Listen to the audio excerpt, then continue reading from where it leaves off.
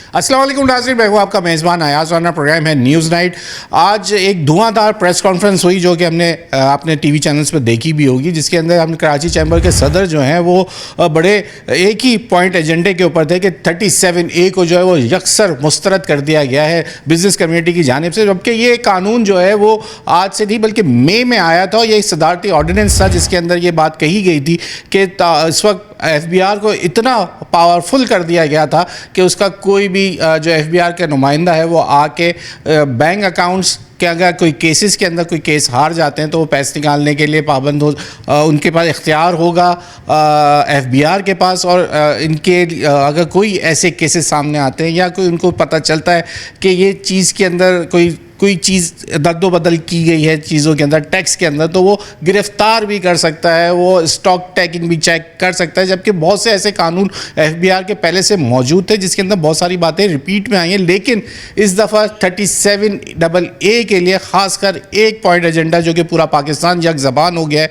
कि इसको मुस्तरद किया जा रहा है। कि 37A से इतना खाइफ क्यों हो चुके हैं इस वक्त बिज़नेस कम्युनिटी, आज के प्रोग्राम में ज़रा बात करेंगे। ये भी पूछेंगे तो बजट तो मंजूर हो गया, क्या कराची चैम्बर ने कराची को जिस तरीके से इस दफ़ा महरूमिया में दोबारा शिकार हो गया है तो कराची चैम्बर उसको कैसा देख रहा है। इस वक्त मेरे साथ मौजूद हैं जावेद बिलवानी, कराची चैम्बर के सदर हैं। बहुत शुक्रिया जावेद भाई।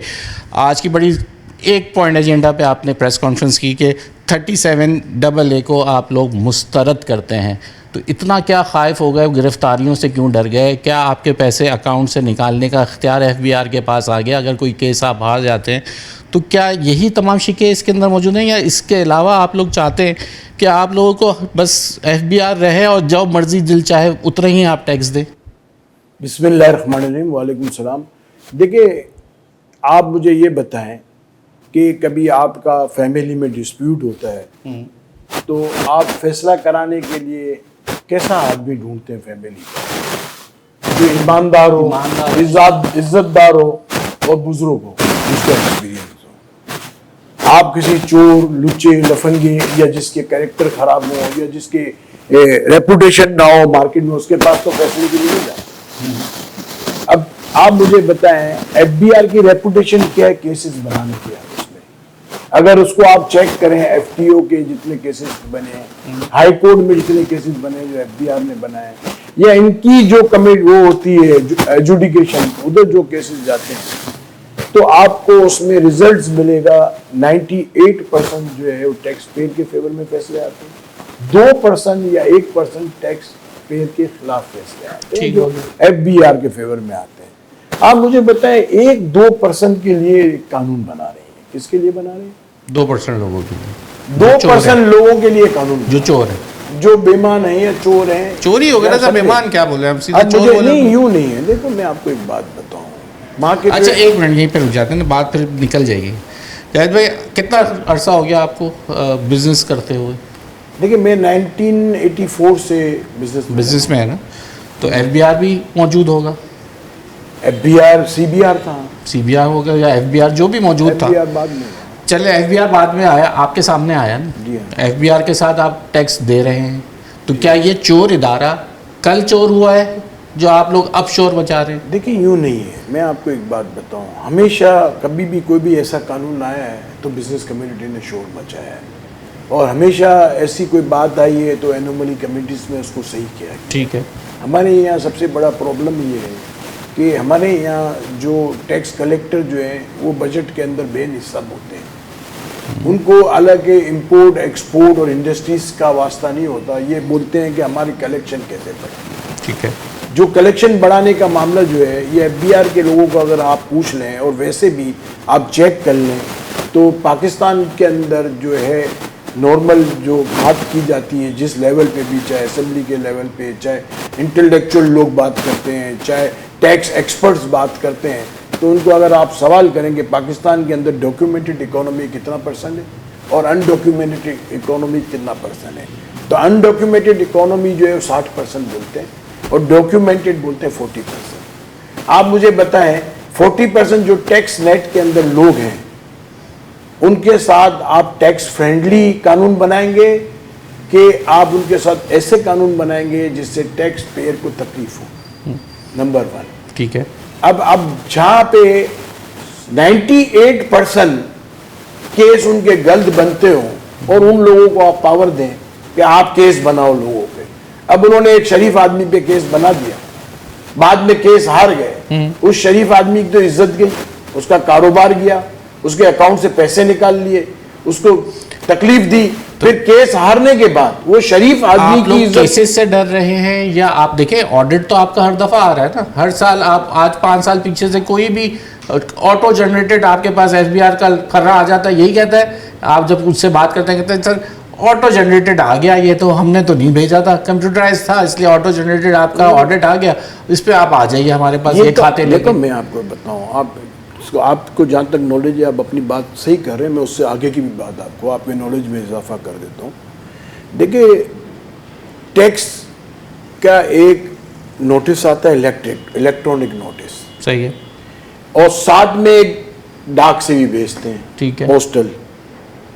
आप उसमें जवाब दे दें उस नोटिस का इलेक्ट्रॉनिकली और अपने पास स्क्रीनशॉट रख लें, तो उसमें एक कानून है कि इस जवाब के अंदर सामने से नया कोई सवाल नहीं आया इतने दिन तक, तो वो आपका जवाब माना एक्सेप्टेड हो गया, ठीक हो गया, ठीक है।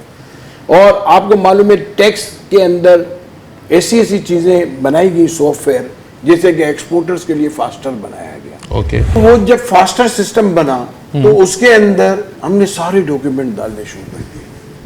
हमारे मेंबर्स को नोटिस आए कि आप सारे डॉक्यूमेंट लेके आए। मेंबर्स मेरे पास आए एसोसिएशन में, जावेद भाई ये तो सारे कागज मांग रहे हैं, हालांकि सिस्टम में तो सारे कागज हैं। मैं चीफ कमिश्नर के पास गया कि साहब ये नोटिस आया है और ये सारे कागज मांग रहे हैं, आपके सिस्टम में तो सारे कागज हैं, ये क्यों मांग रहे हैं इसको तंग करने के लिए। मैंने बोला आप अपने आईटी के आदमी को बुलाओ और चेक करो। उसने चेक किया, सारे कागज थे। मैंने कमिश्नर को बुलाओ। कमिश्नर को मैंने बोला भाई क्या तकलीफ थे, ये आपने क्या भेज दिया। उसने भी चेक किया, सारे कागज हैं। हमने बोला अच्छा कोई एक कागज बता दो जो नहीं है, जो आपको चाहिए, अगर आपके सिस्टम में नहीं है, इसने गलती से नहीं डाला तो वो आप मांग लो। वो एक कागज बता दो तो वो भी हम ढूंढ के दे देते हैं सिस्टम में। ये खुद कह रहा है कि हमारा सिस्टम इतना अच्छा बना हुआ है, हमारे यहाँ कोई कागज मिस होता ही नहीं है। तो कई देर तक ढूंढते रहे, उनको कोई कागज नहीं मिला जो उससे मांगना चाहिए। मैंने नोटिस कैसे भेजा, फिर आप नोटिस विथड्रॉ किया। ये एक दफा नहीं कई दफा हुआ है। तो एफबीआर में ऐसे प्रॉब्लम होते हैं। हम एफबीआर का दुनिया के अंदर सिस्टम जो है ना सर, मैं कह रहा हूँ, मैं मानता हूँ कि है प्रॉब्लम, एफबीआर वाले जो आप बातें कह रहे हैं वैसे हैं। मैं सिर्फ सवाल का मकसद ये है कि जब बात आ गई आप लोगों की इज्जत की, बात आ गई आप लोगों के हाथ गिरेबानों पे डालने वाले जब ये आ गए, तो अब आप लोग इतने इंतहाई कदम उठाने पे आपकी प्रेस कॉन्फ्रेंस थी कि हम पूरा पाकिस्तान बंद कर देंगे अगर ये कानून वापस नहीं हुआ। मैं ये बात कर रहा हूँ कि ये बात चीज़ जब आप इन लोगों को जानते हैं एफबीआर को कि ये लोग इसमें ऐसी काली भेड़ें मौजूद हैं, तो ये इंतहाई कदम लेने की ज़रूरत ही नहीं पेश आती ना। अगर वक्तन ये चीज़ जब हो जाती और वो निकाल दिए जाते तो ये आज इस नहज पे बात नहीं पहुँचती। मैं ये कह रहा हूँ जब बात आपकी इज्जतों की आई तो आप लोगों को अब ख्याल आ रहा है, दूसरा आम आदमी के लिए ख्याल नहीं आया। देखिए, मैं आप सुने, मेरी बात सुनो। बिजनेस कम्युनिटी का जो काम है ना, उसके अलावा भी उसको काम करने पड़ते हैं, ठीक है। पाकिस्तान के अंदर, ये पाकिस्तान वाहिद मुल्क है। मैं तो बोलता हूँ प्राइम मिनिस्टर को और पाकिस्तान के प्रेसिडेंट को गिनीज बुक को लिखना चाहिए कि हमारे मुल्क में कई चीज़ें ऐसी होती हैं जो दुनिया में नहीं होती। ये मुल्क के अंदर बिजनेस कम्युनिटी वाले, चैम्बर का काम क्या है, पॉलिसी के अंदर हेल्प करना गवर्नमेंट की, बस। हम तो लॉ एंड ऑर्डर में भी लगे हुए हैं, हम बिजली में भी लगे हुए हैं, हम पानी में भी लगे हुए हैं, हम सड़कों में भी लगे हुए हैं, हम ट्रांसपोर्ट में भी लगे हुए हैं। आप मुझे बताइए दुनिया में क्यों नहीं आपने बजट, ये बात है बजट में आज बजट में महरूम रहा कराची, पानी से महरूम। K4 मंसूबा जिसको 30 अरब चाहिए थे, 3 अरब लेके खामोश हो गया। आज कराची चैम्बर की तरफ से एक आवाज ना आई। नहीं, हमने जिस दिन सर एक प्रेस रिलीज की तो बात नहीं है ना, प्रेस रिलीज निकाल देना तो कोई बात आपकी पूरा नहीं हो जाता ना। बात सुनो, जो कराची के MNA और MPA जो हैं, चाहे किसी भी पार्टी के, ठीक है, वो क्यों जाते हैं असेंबली में? सीट गर्म करने जाते हैं, वो अपनी कानून साजी करने जाते हैं। सीट गर्म करने जाते हैं। उनकी आवाज क्यों नहीं निकली? वो कराची के MNA हैं, कराची के वोटों से आए हैं। सर टैक्स तो आप लोग देते हैं ना, आपका पैसा आपको लगना चाहिए ना, पैसा तो आप लोगों का लगता है। कानून साज कौन है? कानून बनाना उनका काम है। पब्लिक के वोट से कौन आया है? वो लोग आए हैं या 47 से आए, ये मुझे नहीं मालूम। इस तरीके से भी जो भी है वो बात तो बात, मगर वो क्या बात की उन्होंने, वो उनको पूछे ना कि भाई आपने क्या बात की। हम अब टैक्स पेयर जो हैं, आप मुझे बताएं, टैक्स पेयर अपने हक के लिए, मैं तो कितने सालों से कहता हूं, ये बीमार लूला लंगड़ा कराची जिसके अंदर एक भी फैसिलिटी नहीं है, हर साल उसकी नेगेटिव ग्रोथ है, पॉजिटिव ग्रोथ नहीं है, उसमें हम काम किए जा रहे हैं। आज भी पाकिस्तान का 70% टैक्स कराची ने दिया, LTU ने पाकिस्तान का 50% टैक्स दिया। आप मुझे ये बताएं, किसी के अंदर असेंबली में बैठे हैं, वो क्या अंधे बेरे हैं? उनको नजर नहीं आता कि कराची में हमने क्या फैसिलिटी दी? ठीक है, या ब्रेक का वक्त हो गया, या ब्रेक ले लें, ब्रेक के बाद जावेद ऐसे मजीद बात करेंगे। जरा बजट पे पूछ लेते हैं कि कैसा देखा उन्होंने बजट को। 37A पे तो बात सामने आ रही है, लेकिन बजट कैसे देखा, ब्रेक ले लें।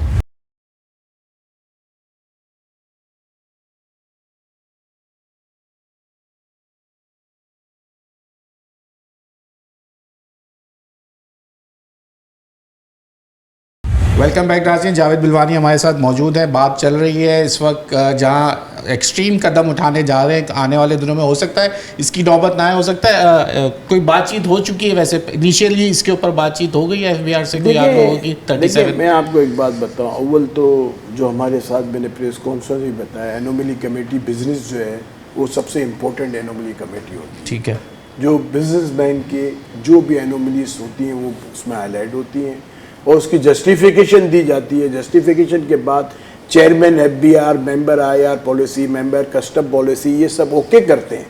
फिर इसके बाद चेयरमैन आके देखता है, चेयरमैन ओके करता है, फिर फाइनेंस मिनिस्टर आता है, फिर वो देखता है कि इनकी जस्टिफिकेशन सही है, फिर बजट के अंदर उसको कर दिया जाता है सही। ये प्रोसेस ही नहीं हो। अब मुझे बताएं, बातें वो होती हैं कि अमेरिका भी डर गया है, जापान भी डर गया है, चाइना भी डर गया है कि पाकिस्तान इतनी स्पीड से तरक्की कर रहा है कि हम सब पीछे रह जाएंगे, वो हमसे आगे निकल जाएगा। जो बातें करते हैं, आप सब मीडिया में देखते हैं, हम भी न्यूज़पेपरों में खबरें पढ़ते हैं कि इतने $1 बिलियन इन्वेस्टमेंट आ रहा है, इतने $1 बिलियन यहाँ लग रहा है, इतने $1 बिलियन यहाँ लग रहा है। तो ये तो पाकिस्तान तो दुनिया का सबसे तरक्की याफ्ता मुल्क हो जाएगा कुछ अरसे में। इंशाल्लाह सर, होना भी चाहिए। पता नहीं, हम तो 45 साल से नेगेटिव ग्रोथ ही देख रहा हूँ, मैं तो पॉजिटिव ग्रोथ नहीं देख रहा। पॉजिटिव ग्रोथ कहाँ है? मुझे तो नजर नहीं आई। पॉजिटिव ग्रोथ नजर आएगी, हम तो पहले पानी का मसला है, तब पानी का मसला बन गया, पहले बिजली का मसला है, तब बिजली का मसला बन गया। सर यहाँ जिसके ऊपर कुछ करने जाओ तो वो एहतजाज पे उतर आता है ना। यहाँ अभी वो जमीनें दी, वो 6 नहरों का मंसूबा निकाला कि उसके ऊपर वो बाहर के लोगों को वो देंगे, कंट्रोल फार्मिंग होगी, उसके ऊपर एक नया मसला आ गया, वो मसला रुक गया। इससे पहले टैक्स नेट बढ़ाने के लिए ताजिर दोस्त स्कीम, छोटे लोग ताजरों को नेट में लाने लगे तो वो सड़कों पे एहतजाज पे उतर आए। तो यहाँ पे तो अब फिर आप चाहते हो कि आपकी जेब से पैसा भी ना निकले, कोई नई कानून साजी भी ना हो और मुल्क भी तरक्की करे। मैं आपसे सवाल करता हूँ, पाकिस्तान जो है पूरे रीजन में जो टैक्स का रेशो है पाकिस्तान का सबसे कम है, सबसे ज्यादा टैक्स रेशो है पाकिस्तान का परसेंट। सर आपका पड़ोसी मुल्क का आपको पता है कि क्या टैक्स रेशो है? हाँ मुझे मालूम है, उनकी इकोनॉमी आपने देखी, मुझे मालूम है। तो वो नहीं, टैक्स नेट में लोग ज्यादा हैं, टैक्स की परसेंटेज कम है। सबसे ज्यादा टैक्स पाकिस्तान में, बांग्लादेश में नहीं है, श्रीलंका में नहीं है, इंडिया में नहीं है, चाइना में नहीं है, सबसे ज्यादा टैक्स पाकिस्तान में। आपको ये बात पता है? उसकी वजह है ना सर, आप क्या, टैक्स नेट में लोग नहीं है, ये वजह है। अब ये किसका काम है? टैक्स देने वाले का काम है। ये गवर्नमेंट देना नहीं चाह रही ना आवाम ना, हम तो टैक्स देने वाले लोगों के रिप्रेजेंटेटिव है यार, तो हम उनके रिप्रेजेंटेटिव है ही नहीं। क्यों आपके साथ छोटा ताजर नहीं जुड़ा हुआ? देखो, मैं हमारे मेंबर जो टैक्स नेट में है वही मेंबर है। कौन मेंबर है? तो सर ये 2.5 करोड़ आबादी के शहर को, लोगों को आप ऐसे ही छोड़ देंगे, वो जो नहीं दे रहे टैक्स, उसके ऊपर फिर क्या होगा? देखिए मेरी बात सुनो, हम टैक्स नेट में जो लोग हैं उनको रिप्रेजेंट करते हैं, चाहे वो हमारा मेंबर हो चाहे ना हो। टैक्स नेट में हो, हम आके पूछते, हमारे पास कोई शिकायत लेके आता है, हम बोलते हैं तू टैक्स देता है? बोला हाँ। हमारा मेंबर है? बोलता है नहीं। हम बोले भले तू मेंबर नहीं, तू टैक्स नेट में कल बड़ा हो जाएगा, मेंबर भी बनेगा। हम उसको तो ज़रूर, उसकी मामलात को तो डील ज़रूर करते हैं, बात करते हैं, उसके मसले को हल करते हैं, पहले समझते हैं कि इसका जायज़ मसला है कि नहीं, फिर उसकी हेल्प करते हैं। अब एक आदमी आए बोले मैं टैक्स भी नहीं देता, मेरी हेल्प करो, हम नहीं जाते उसके पीछे। चले, अच्छा ये बता दीजिए, आप बजट में, मगर उसमें हम कई मार्केटों में आग लगी थी, उसमें हम गए थे जो टैक्स कोऑपरेटिव मार्केट है, तो जो आगे जो अभी हमारे मेंबर भी नहीं थे और टैक्स नेट में भी नहीं थे। वो एक देखे, कराची तो फिलॉन्थ्रोपिस्ट सिटी है, यहाँ जितने फिलॉन्थ्रोपिस्ट हैं दुनिया में नहीं है। बहुत कम मुल्कों में। और कराची में जितना फिलैंथ्रोपिस्ट का काम होता है ये बिजनेस कम्युनिटी करती है, ये कोई और कम्युनिटी नहीं करती, बिजनेस कम्युनिटी देती है। आप मुझे बताएं साइबर नाइफ दुनिया में कहाँ है, कौन देता है? आप मुझे बताएं सीपीएलसी के अंदर जो सारे इक्विपमेंट दिए हैं वो किसने दिए हैं? आप मुझे बताएं इंडस हॉस्पिटल किसके उससे सपोर्ट से चलता है? सिंध गवर्नमेंट भी देती है वहां तो सर, ओ सपोर्ट भाई, तो करती है ना सारा। सिंध गवर्नमेंट जो देती है वो अपने जेब से नहीं दे रही, वो टैक्स मनी है, वो भी हमारे ही पैसे हैं। हम अलग से भी दे रहे हैं, गवर्नमेंट जो पैसे दे रही है वो भी टैक्स पेयर के हैं। किसके पैसे हैं? चाहे फेडरल गवर्नमेंट दे रही है वो भी टैक्स पेयर के हैं। आप मुझे बताएं स्कूल्स, आप मुझे बताएं जो इस वक्त बैतुल सलाम, सीलानी और जमाते इस्लामी जो आईटी कोर्स करा रहे हैं वो कहाँ से? दरख्त से पैसे लाते हैं, बिजनेस कम्युनिटी देती है। फी सबीलिल्लाह कोर्स करा रहे हैं हम, उसमें गवर्नर हाउस भी करा रहा है, उसमें सीलानी है, बैतुल सलाम है, जमाते इस्लामी है और कई लोग कराते हैं। उसके अंदर उनको फंडिंग कौन देता है? दरख्त में पैसे उगते हैं? नहीं, बिजनेस कम्युनिटी उनकी हेल्प करती है। साइबर नाइफ का जो ट्रीटमेंट हो रहा है, अच्छा कैसा देखा आप लोग कराची चैम्बर इस बजट को कैसा देखा? आपकी सिफारिशात कितने % अप्रूवल आया या मानी गई या कुछ आगे इंपोर्ट पॉलिसी भी आने वाली है, तो आपको क्या लग रहा है कुछ होगा? वैसे तो खाम माल पे वैसी ड्यूटी बहुत सारी चीज़ों पे कम कर दी है, खत्म। देखिए वो तो IMF की बात करते हैं, जो भी बात, फिर उसके बाद रेगुलेटरी ड्यूटी खत्म की, फिर थोड़ी बढ़ा दी है। मतलब जिसकी 10 थी उसकी वापस 5 कर दी, 10 को 0 किया था फिर 5 कर दी। देखिए मैं आपको एक बात बताऊं, finance minister, FBR chairman, ministers, prime minister सब एक ही बात करते हैं, IMF। भाई IMF का हमारा क्या वास्ता? हमारा कसूर था? कसूर तो पॉलिटिशियन का था, कसूर तो ब्यूरोक्रेसी का था कि टैक्स नेट में लोगों को नहीं लाए। ये टैक्स देने वालों का कसूर है। हम जो बजट की प्रपोजल भेजते हैं तो फिर बाबू जाके बोलता है ये तो अपने फायदे की बात फिर कर रहे मुझे हैं। ये बताएं कि आप एक कानून पास किया नैब का, आपको मालूम है कि असेंबली के मेंबर पे इतने रुपए का करप्शन का केस हो तो नैब में नहीं जा सकता, आप सबको पता है। बिजनेस कम्युनिटी जो 40-45 साल से टैक्स दे रहा है उसको बोलने के अगर उसकी 15 साल के अंदर सारी अमाउंट जमा करके 5 करोड़ का कोई निकल आए तो हम उसको छोड़ेंगे नहीं। यार मुझे एक जगह कानून बोल रहा है कि आप 6 साल या 5 साल से ज्यादा रिकॉर्ड रखने की जरूरत नहीं। ये सब ऐसे कैसे कानून बना रहे हैं? एक जगह बोलते हैं किबला इस तरफ है, एक जगह बोल रहे हैं किबला इस तरफ है।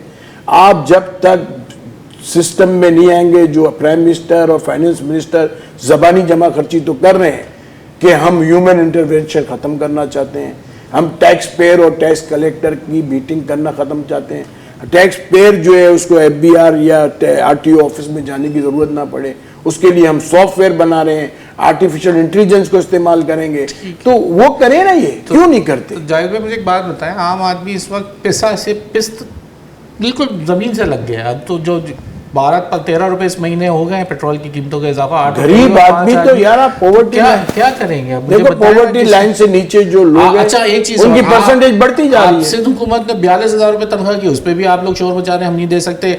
अभी हम इसके ऊपर भी मैंने एक प्रोग्राम किया अभी, तो देखो वो कह रहे हैं कि 40 एक यूनिफॉर्म हो जाए सारे पाकिस्तान की, जो है पंजाब ने 40 की है तो आप लोग भी 40 पे मेरे ख्याल से राजी होने पे अभी तक मुझे ऐसा लगा पाकिस्तान एक होना चाहिए, नहीं होना चाहिए बिल्कुल। अच्छा इस तो हर चीज में आप अलग अलग बात कर, आप लोग फौरन आके इस पे अपने फायदे की बात नहीं है, फायदे की बात पाकिस्तान को सामने हमें ले आके मैं आपको बताता हूँ। सबसे ज्यादा टैक्स पाकिस्तान में कौन सा शहर देता है? कराची। सबसे महंगा पानी का है पाकिस्तान में? कराची, हर चीज कराची समझ लेना। क्यों महंगा है? यहाँ की लिविंग पता नहीं क्यों महंगी हो चुकी है। नहीं, पानी क्यों महंगा है? पानी तो यूटिलिटी है ना यार, पानी है ही नहीं। अच्छा बिजली का रेट पूरे पाकिस्तान में यूनिफॉर्म है, टेलीफोन का रेट यूनिफॉर्म हुआ, पेट्रोल का रेट जरा ऊपर नीचे होता है तो नहीं यूनिफॉर्म होता है ना। नहीं, पानी का रेट क्यों फर्क है कराची वालों के लिए? टैक्स ज्यादा देते हैं, इसकी सजा है। अच्छा डैम जो अपने पाकिस्तान में टेल में रहते अच्छा फेडरल के जितने डैम बने हैं, आप टेल की टेल। अच्छा डैम जितने बने हैं, कराची अगर 70% टैक्स दे रहा है तो उस डैम के अंदर 70% कराची का हिस्सा होगा ना। ठीक है, फिर भी पानी नहीं मिलता। आप मुझे बताएं पाकिस्तान तो आवाज उठाए ना कि A4 मंसूबा कुछ तो। ओ भाई जो यहाँ के असेंबली के मेंबर हैं वो भी चीखते हैं। वो कहाँ चीख रहे हैं? हमें तो नजर नहीं आ रहा। सर चीखते हैं नहीं, उनकी चीख क्या है? उनकी चीख क्या है भाई? एक मिनट, वो तो मजबूर देखो मेरी बात सुनो। क्या मजबूर है? जब भाई वो वॉकआउट कर जाए असेंबली से, चीखने देखिए आप, जब आपकी वजह से हमने 3/4 मेजोरिटी आ चुकी है इस वक्त हुकूमत के पास, अब किसी की जरूरत नहीं है उनको, अब आप ही लोग वो आवाज है, तवाना आवाज है, देखो अपनी चीजों के साथ कराची का मुकदमा लड़ें। तो ये मेरा सिर्फ आपसे एक सवाल होगा, अगर आप लोग हड़ताल की तरफ जाते हैं तो उसके अंदर 2 पॉइंट कराची के भी डाल दें। देखो मैं आपको एक बात बताऊं, जिस मुल्क में मैं रहता हूं या किसी मुल्क में मैं जाता हूं, वहाँ सारे हिंदू हों या सारे क्रिश्चियन हों, तो मैं क्या इस्लाम छोड़ दूंगा? नहीं छोड़ूंगा, मैं अपनी नमाज पढ़ूंगा, चाहे हिंदुओं के घर में मुल्क में जाऊं, चाहे क्रिश्चियन के मुल्क में जाऊं, चाहे यहूदियों के मुल्क में जाऊं। ऐसे ही तो आप तो अपना काम करो ना यार। आप असेंबली में गए हो, जिन शहर के वोटों से, आप उसके हक के लिए तो बात करो ना। जैसे मैंने एनोमली कमेटी के अंदर जब हमारी बात नहीं सुनी गई, मैंने बोला मैं तो रिजाइन देता हूँ। कल मेरे नाम से आ गया एनोमली कमेटी में मैंने काम किया है, तो भाई लानत भेजो। जब मेरी बात ही नहीं सुनी जा रही और जिन्होंने मुझे भेजा है और जिनकी वजह से मैं चैम्बर का प्रेसिडेंट बना हूं, उनकी बात में आगे नहीं ले जाके बात नहीं कर सकता, तो मुझे बैठने का हक है। तो सर उनकी भी कोई मजबूरियां है ना, मजबूरियां नहीं, उनको बैठने का हक है सर, मजबूरियां सामने आती हैं। रिजाइन दे वो, तो सर मजबूरियां है ना, आप समझ हमने जैसे रिजाइन दिया वो भी तो सर फिर आपकी भाई पूरी हो जाती है। नहीं, पूरी सिंध असेंबली के अंदर जितने कराची के मेंबर हैं उनको रिजाइन देना चाहिए, पूरे नेशनल असेंबली में जितने कराची के मेंबर हैं उनको रिजाइन देना चाहिए, पूरे सेनेट में जितने कराची के मेंबर। आपका बजट, आपका जो खजाना है वो इस चीज की इजाजत है दोबारा री इलेक्शन करा दिए जाए। बात तो सारी ये है। भाई मेरी बात सुनो, जब आपकी बात नहीं सुनी जा रही, मेरी बात सुनो। माँ बाप अगर बेटे की बात नहीं सुनते, बेटा शादीशुदा हो जाए और माँ बाप का बेटे बेटियों का बहू का झगड़ा चलता रहे, तो बेटा क्या करता है? घर छोड़ देता, बोलता है माँ बाप को भाई मैं दूसरा घर ले लेता हूँ, मैं आपके हमारे ताल्लुकात खराब करना नहीं चाहता, मुझे अलग घर में रहने दो। यही कहता है, यही होता है। तो उनको भी ये बोला हाथ जोड़ो भाई, मैं नहीं आ सकता क्योंकि मेरे वोटर मुझे गालियां देंगे। तो अब तो हाथ भी जोड़ ले, हाथ छोड़ भी दे तो उनको फर्क नहीं पड़ता वफाक को। ओ भाई मगर कम से कम अखबार की सुर्खी तो बनेगी, मीडिया का चूरन तो बिकेगा। सर यही सुर्खियों पर रह जाएगा मीडिया का चूरन, पाकिस्तान का मीडिया तो चूरन पे ही चल रहा है ना। ठीक हो गया, बहुत शुक्रिया जाहिद भाई आपसे वक्त का। यहाँ ब्रेक का वक्त हो गया और मजीद बिजनेस कम्युनिटी से बात करते हैं, देखते हैं कि क्यों 37A जो है वो खौफ आ रहा है बिज़नेस कम्युनिटी के अंदर और वो उसको मुस्तरद कर रहे हैं। ब्रेक लेने, ब्रेक के बाद मज़ीद लोगों से बात करेंगे।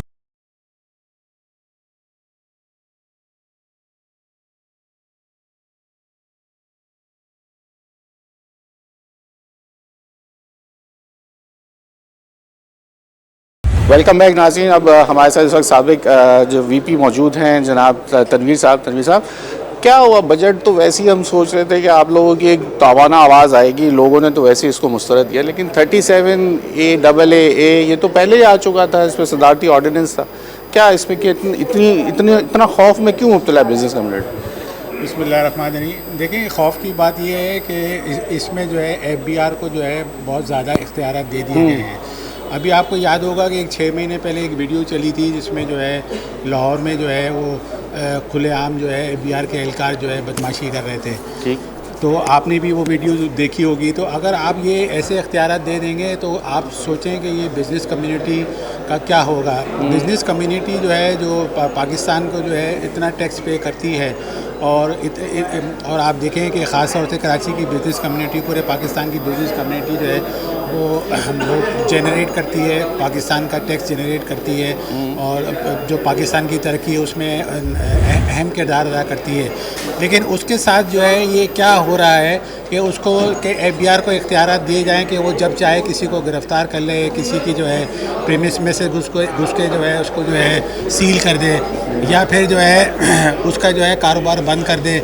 ये मतलब ये बिज़नेस कम्युनिटी के साथ ये जब बेइज्जती वाला मामला है, ये ऐसा क्यों किया जा रहा है? आपको पता है कि यहाँ पे जो कौंसलेट वगैरह आते हैं, जो कराची चैम्बर में आते हैं, हर कौंसलर जो गैर मुल्की होते हैं कौंसलेट वगैरह, वो आके कहते हैं कि जी हमारे मुल्क में सरमायाकारी करो, हम आपको पासपोर्ट देंगे, हम आपको ये मराद देंगे, हम आपको ये मराद देंगे। वो आके हमें बुलाते हैं। आपको देखिए 37A जो है ये इसमें क्या है इख्तियार, ये इख्तियार तो बहुत सारे सेल टैक्स के हवाले से पहले ये था कि FBR का बंदा आएगा, वो आपका स्टॉक टैकिंग कर सकता था, वो आके वहाँ बैठ POS के जहाँ रिटेलर्स बैठे हैं उनके यहाँ तो POS पे जाके उनके काउंटर तक पे आके बैठ जाते थे FBR वाले। तो तो ये सिलसिला फिर इसमें क्या गिरफ्तारियाँ, जो एक वो सिलसिला था कि आपके अकाउंट से पैसे भी वो खुद निकाल सकते हैं, वो भी एक सिलसिला इसी के अंदर 37 के अंदर ही इसकी शिक थी वो। तो ये तमाम शिकों से आप लोगों को परेशानी है या सिर्फ 37AA से ही आपको परेशानी? जी 37A जो है इसको फौरी तौर पे जो है हुकूमत को चाहिए इसको वापस ले और ताजिरों से बैठ के मुज़ाकरात करे। अभी आपने देखा कि जो एनॉमली कमेटी बनी उसमें जो है वो कराची चैम्बर और दूसरे चैम्बर ने जो है वॉकआउट किया और जो है उनकी बात नहीं सुनी गई। हुकूमत को चाहिए कि फौरी तौर पे जो है 37 वापस ले और जो है बिज़नेस कम्युनिटी से जो है मुज़ाकरात करे। ठीक हो गया। यहाँ बिज़नेस कम्युनिटी का एक बड़ा मुतालबा है कि 37A जो है इसको फौरी तौर पे वापस लिया जाए। ज़रा और लोगों से पूछते हैं तो ये ख़ाइफ किस चीज़ से हैं, क्यों, क्या गिरफ्तारियों से अब बिज़नेस कम्युनिटी को डरा के धमका के पैसे लिए जाएंगे? FBI के पास इतने इख्तियारात आने के बाद बिज़नेस कम्युनिटी क्यों डरी? और लोगों से बात करते हैं। चलिए जी सर, हमारे साथ साबिक सदर कराची चैम्बर जो शारिक वोरा साहब मौजूद हैं। शारिक साहब बहुत शुक्रिया वक्त के लिए। शारिक साहब बताइएगा कि इतनी खौफजदा हो गए आप लोग एक गिरफ्तारियों से, जब एक तरीके से तो आप बिज़नेस पॉलिटिक्स में है ना, तो इसके अंदर तो बैठ के बात होती है, प्रेशर बनता है हुकूमतों से, आप लोग अपनी चीज़ें मनवाते हैं, तो इतने खाइफ हो गए आप लोग FBI से कि गिरफ्तारियों का जब उनके पास ऐसा कोई काम ही ना हो कि बिज़नेस कम्युनिटी के ऊपर, कि FBI के ऊपर ये नौबत आए कि आप लोगों की गिरफ्तारियाँ हों, क्या कहेंगे इसके ऊपर? इतना ज़्यादा परेशान क्यों है बिज़नेस कम्युनिटी? हम लोग परेशान इसलिए नहीं है कि कोई खुदा ना खास्ता बिजनेसमैन जो है वो कोई गलत काम करता है। हम परेशान इसलिए हैं कि ये ब्यूरोक्रेसी जिस किस्म के कवानीन ला रही है उससे मेरे मुल्क को नुकसान पहुंचेगा। हम इसलिए परेशान हैं कि हमारे मुल्क की एक्सपोर्ट कम हो जाएगी। हम इसलिए परेशान हैं कि हमारे यहाँ अनएम्प्लॉयमेंट बढ़ जाएगी। और वो ब्यूरोक्रेसी जिसने कि ओवर दी पास्ट 70 इयर्स उसकी परफॉर्मेंस ने ये प्रूव किया है कि उसकी एफर्ट्स की वजह से मुल्क में जो मुआशी बदहाली आज है वो उसमें उसकी एनफोर्समेंट का फ्लॉ है। हम इसलिए कतन खौफज़दा नहीं है कि वो गिरफ़्तार करेंगे। अल्हम्दुलिल्लाह हम लोग टैक्स पेयर्स हैं और बड़े ऑनेस्ट टैक्स पेयर्स हैं और हमारे ही टैक्स की वजह से आज 12 ट्रिलियन रुपीस जो है वो फेडरल बोर्ड ऑफ रेवेन्यू जमा कर रहा है। और जहाँ तक बातचीत, जहाँ तक नेगोशिएशन, जहाँ तक गवर्नमेंट के साथ डायलॉग करने की बात है तो वो डेफिनेटली हम पहले भी तैयार थे, आज भी तैयार हैं। लेकिन जब आप उसको चेंबर्स और एसोसिएशंस और स्टेक होल्डर्स से मशवरे के बगैर पार्लियामेंट में उसको पास करा लेंगे तो हमारे पास सिवाय इसके कि हम एहतजाज करें, सड़कों पर आएँ, हड़ताल करें, कोई ऑप्शन नहीं रह जाता। तो शाहिद साहब, तो फिर ये क्यों नहीं हो सकता था कि आप लोगों को जो हुकूमत है वो इस तरह फंसाती है इन चीज़ों के अंदर ताकि आप कराची के लिए आवाज़ ना उठा सकें? अभी कराची ही का मुकदमा नहीं पूरा हो सका था इस बजट के अंदर, जहाँ K4 मंसूबे के लिए आवाज़ें उठ रही हैं कि सिर्फ 3 अरब रुपये दे दिए जहाँ उसको 30 अरब रुपये चाहिए थे। आप जितने वफाक से चलने वाले, ज़ेरे असर चलने वाले जितने भी बड़े बड़े प्रोजेक्ट्स हैं उसमें पैसे नहीं दिए जा रहे, जो कि ख़ुद हम दे रहे हैं और हमें इसका हक़ नहीं मिल रहा। उसके ऊपर वजह आप लोगों ने आवाज़ उठानी चाहिए थी। आप लोग अपने ही उसमें फंस चुके हैं। अब तो आप तो कराची तो और पीछे रह गया फिर तो। अब तो समझते कराची चैम्बर इस दफ़ा कराची का मुकदमा लड़ेगा। नहीं, बुनियादी तौर पर ये भी कराची का ही मुकदमा है। ठीक है। उसकी जो मैं उसकी एक्सप्लेनेशन ये दूंगा कि देखें, आज भी हुकूमत ये तस्लीम करती है कि जो रिकॉर्ड जो टैक्स जमा हुए हैं उसमें जो इंक्रीज़ आया 29% ओवरऑल फेडरल टैक्सेस में, उसमें कंट्रीब्यूशन मेरे शहर का है, कराची का है। तो ये जो गिरफ्तारियां और खौफ और हरास का जो समा पैदा किया जा रहा है वो सिर्फ इसलिए पैदा किया जा रहा है ताकि कराची का जो टैक्स पेयर है वो कंट्रीब्यूट ना कर सके और फिर जाहिर है कि जब अपना हक ना मांग सके। तो है ना, आप लोग तो अपना पे बैक जो उसको करना है जी, वो जो NFC अवार्ड हमें लेना है वो हमें नहीं मिल पाता है। न सिर्फ ये कि हमको NFC अवार्ड में हमारा जायज़ शेयर नहीं मिल रहा, जो हम EDF देते हैं, जो एक्सपोर्ट डेवलपमेंट फंड हम देते हैं, जो हम इंफ्रास्ट्रक्चर का सेस देते हैं। आप आज कराची की सड़कों का हाल देखें, आज आप कराची के इंफ्रास्ट्रक्चर का, पानी का और कराची के शहरियों की हालात ज़िंदगी देखें तो वो फेडरल गवर्नमेंट का एक बहुत बड़ी जिम्मेदारी है कि वो इतने बड़े शहर को, जो पाकिस्तान का इकनॉमिक इंजन है, उसको ड्राइव करे और उसकी मदद करे। तो अब क्या लाएअमल क्या हो सकता है आप लोग? जी, आज लाएअमल इंशाल्लाह हम लीडरशिप जो है वो वाज़े करेगी। सबसे पहले तो हम अपना प्रोटेस्ट लॉन्च कराना चाह रहे हैं आज की प्रेस कॉन्फ्रेंस के थ्रू। हुकूमत को ये बताना चाह रहे हैं कि पाकिस्तान का सबसे बड़ा शहर, पाकिस्तान का जो इकनॉमिक फ्लैगशिप सिटी है, इंजन है, आप उसको डिस्टर्ब ना करें और उसके बाद हम देखेंगे। लेकिन हम उम्मीद करते हैं कि गवर्नमेंट जो है वो हमारी इस आवाज़ को समझेगी और इस जो सेक्शन जो इन्होंने अरेस्ट का किया है खौफ व हरास के पैदा करने की, उसको विड्रॉ कर लेगी। तो ये आप समझते हैं बैनर और प्रोटेस्ट आपको ये काम कर जाएगा या और एक्सट्रीम कुछ करना पड़ जाएगा? मेरे ख्याल में इनिशियली तो सबसे पहले गवर्नमेंट को ये बताना होता है कि देखें लोगों में रिजेंटमेंट है, कराची के जो ट्रेडर्स हैं, इंडस्ट्रियलिस्ट हैं, वो रिजेंटमेंट का इसके अलावा और शायद कोई तरीका नहीं है। ठीक हो गया। जिस तरह ये बिज़नेस कमेटी अपनी तमाम तहफ़्फ़ुज़ात जो 37A को लेकर जिस तरह से बता रही है, तो यहाँ हम मज़ीद और लोगों से बात करेंगे। यहाँ ब्रेक का वक्त हो गया, आप ब्रेक ले लें, ब्रेक के बाद मज़ीद लोगों से और बात करेंगे।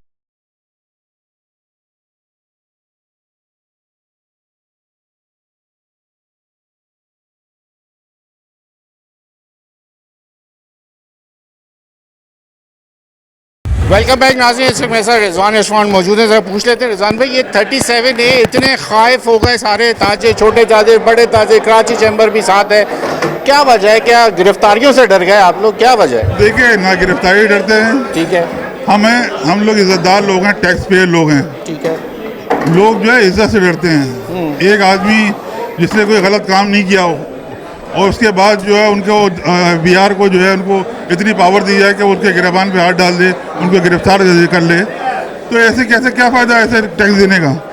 जो लोग नहीं टैक्स देते वही बेहतर है, ताकि वो जो है वो अब मज़े कर रहे हैं, जो टैक्स दे रहे हैं उनके गिरबान पे हाथ डाला जाएगा। ये कहाँ का इंसाफ, ये कौन सा कानून है?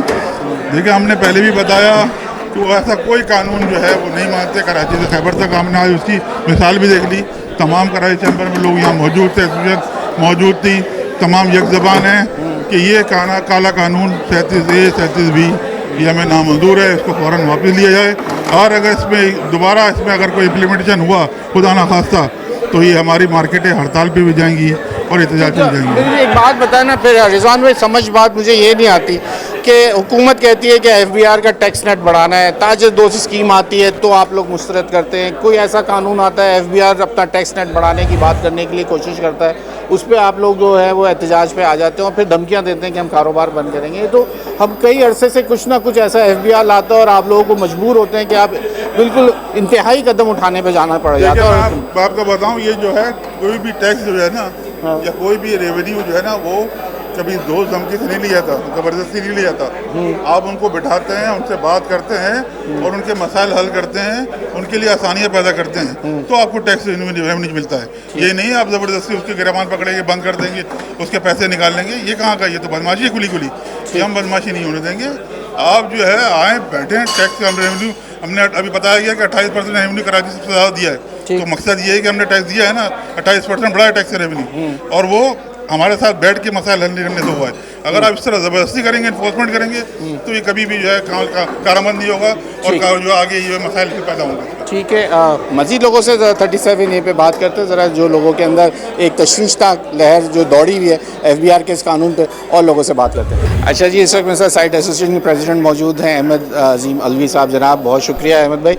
अहमद भाई, बहुत सारी बातों पर एहतजाज नज़र आता है, तमाम चीज़ें अब एक पेज पे अब आ जाती है। जब आप लोगों के ऊपर बात आ जाती है तो फिर मुझे अफसोस इस बात का होता है कि मैं समझ रहा था आप कराची का कोई मुकदमे के ऊपर तमाम लोगों की एक आवाज़ होगी कि कराची इस दफ़ा फिर महरूमी का शिकार रहा बजट के अंदर।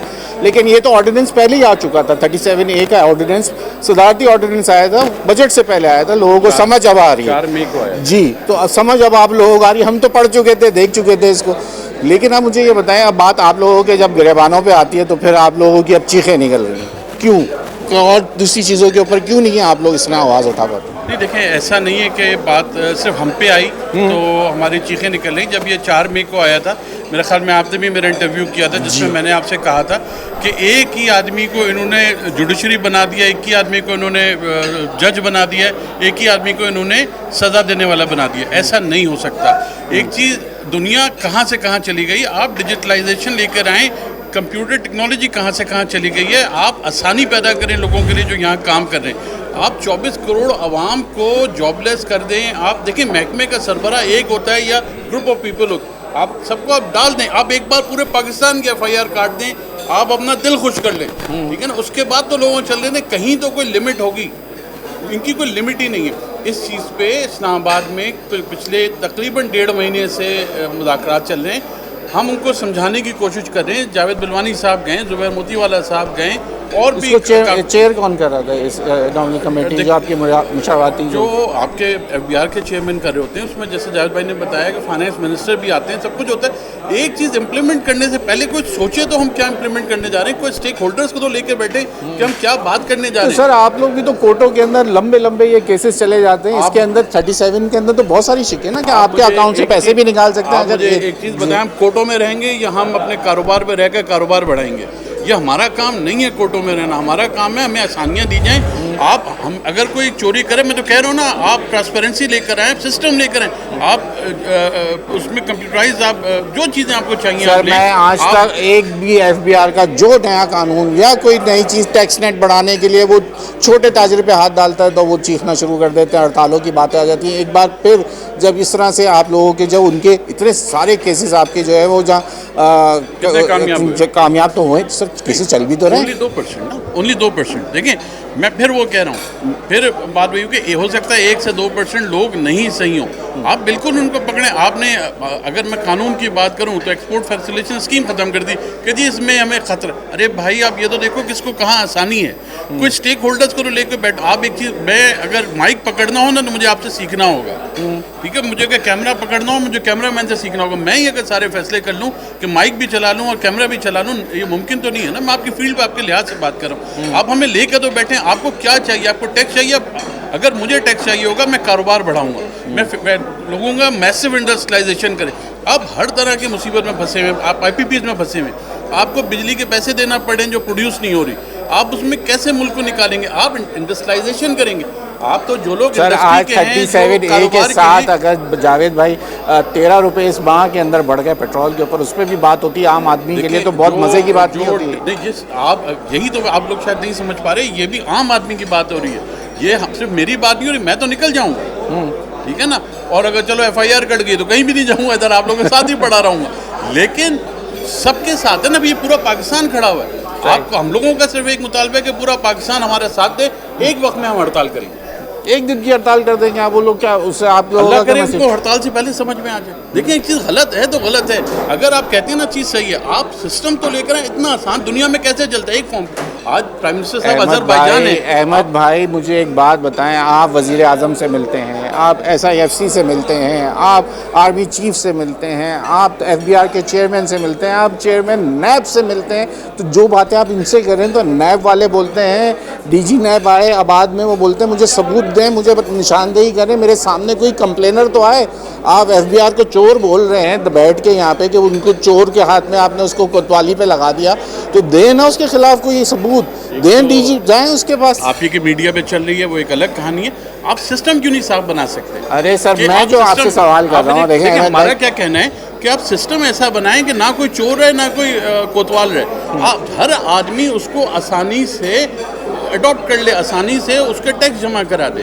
आप अगर सिस्टम ही इतना अजीब उलझा हुआ बनाएंगे, आपको उसमें कहीं ना कहीं प्रॉब्लम नजर आ जाएगी। सामने वाले को आप बोलेंगे मैं तुझे डाल दूंगा जेल में, मुझे इतने पैसे दे दे, तो आप इस बजट से खुश है ना खुश? बजट ओवरऑल बजट पे इतनी अच्छी टाइमिंग थी, हमने महाजों पे शहीदों ने अपनी जान दे करके हमारा इज्जत वक़ार बढ़ा किया है, इतना कौम इतना उसके अंदर जज्बा था। अच्छा ये 37A उसी जंग की वजह से दब गया था, जब आया उसी टाइम में, राइट, बिल्कुल बिल्कुल 10 मई की वजह से बच गया। दुनिया हमसे कारोबार करना चाह रही है और हम यहाँ पीठ पे छुरे घोंप रहे हैं कारोबारी तबके को। इस वक्त था कि आप देखें, आप फेसलेस पे गए ना, आप जो पोर्टो पे गए, आप कह रहे हैं कि जी वहाँ फेसलेस अब आप क्लियरेंस करेंगे, सब कुछ करेंगे। भाई तो FBR को भी फेसलेस डाल दो ना, आप डाल दो, हम अपना क्यों नहीं भरेंगे? आपकी सबसे अच्छी टैक्स कलेक्शन कब हुई है? जब आपके जो बैठे हुए थे इस्लामाबाद में, उन्होंने कह दिया था कि कोई भी FBR वाला किसी से डायरेक्ट नहीं मिलेगा। लोगों ने, जब ये शहर इतनी बड़ी फिलैंथ्रोपी कर सकता है तो भाई ट्रस्ट डेफिसिट है ना कि अगर वहाँ नहीं दे रहा, ये तो उनको खुद सोचना चाहिए कि सोचेंगे भाई लोग हमें क्यों नहीं दे रहे, जाके ईदी को दे रहे हैं और इदारों को दे रहे हैं, हमें नहीं दे रहे। तो भाई आप एक बार ट्रस्ट डेवलप करो, कोई नहीं भागे जा रहा। जिसने अपनी यहाँ मशीनें लगाई हुई हैं, फैक्ट्री लगाई हुई है, दुकान लगाया हुआ है, ठेला लगाया हुआ है, कोई कहीं नहीं जा रहा, ठीक है? आप उसके साथ ट्रस्ट करें कि वो जहाँ पैसे जमा करा रहा है उसको उसका रिटर्न मिलेगा। आज कराची के हालात, बाकी पाकिस्तान के हालात आपके सामने, 54% टैक्स देने वाला। क्या उम्मीद है आपको, लगती है हुकूमत FBR मान जाएगा इसके? मानना चाहिए, पाकिस्तान उम्मीद के क्या है सर, आप लोग मिलते हैं, आपको क्या लगता है क्या? देखिए उनके पास भी इसके कोई जवाब नहीं है। अगर उनको आगे किसी को जवाब देने तो उनको मनाएं वो कि भाई ये तरीका नहीं है। तो ये IMF ने तो नहीं बोला होगा ना किस तरह का मुझे- कानून लिया? मैं वहाँ नहीं बैठता तो मुझे नहीं मालूम, नहीं, मैं लेकिन कह रहा हूँ एक बात आपको, आपकी एक शऊर कहता है किस तरह का कानून। फैशन बन गया कि IMF ने कहा है, नहीं, ये मैं पूछ रहा ठीक है ना। तो अब वो फैशन से बाहर आ जाएं। एक बैंकर को एक चीज चाहिए होती है कि आप हमारे कर्जा कैसे वापस करोगे, IMF को सिर्फ यही इससे है। मतलब है, ठीक है ना। बाकी- तरीकाकार बता दो, पैसे ठीक ले है, जाओ। आप- भाई आप मुल्क का सिस्टम सही करो, हम आपसे कुछ नहीं बोलेंगे, ठीक है ना। कर्जे आप देने बिल्कुल- वाला ये बोलता है तरीकेकार बता दो कि वापस कैसे करोगे और कब करोगे, आप और दो पैसे रजिस्टर ले तो जाओ। नहीं चला रहे, आप फेक तो बैलेंस नहीं बिल्कुल शो ऐसे। कर रहे, मतलब जो भी तरीके होते हैं। बात बड़ी सिंपल सी है जी, कारोबार बढ़ेगा, बिजनेस बढ़ेगा, टैक्स बढ़ेगा। ठीक हो, बहुत शुक्रिया आपके वक्त का।